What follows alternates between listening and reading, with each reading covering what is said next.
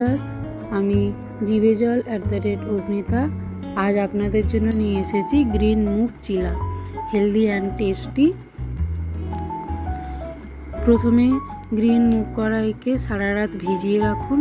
সকালবেলা সেটা ভালো করে ধুয়ে ছেঁকে নিন, মিক্সারে ভালো করে পেস্ট করে সেটা আলাদা সাইডে রেখে দিন।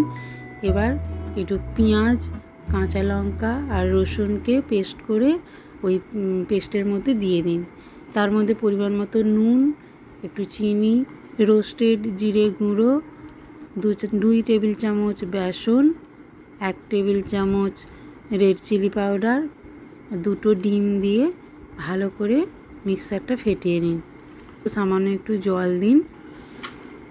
মিক্সচারটা রেডি হয়ে গেলে কড়াইতে অল্প সামান্য তেল দিয়ে এবার একটা একটা করে আপনারা কড়াইতে ব্যাটারটা দিয়ে একটা একটা করে চিলা তৈরি করুন।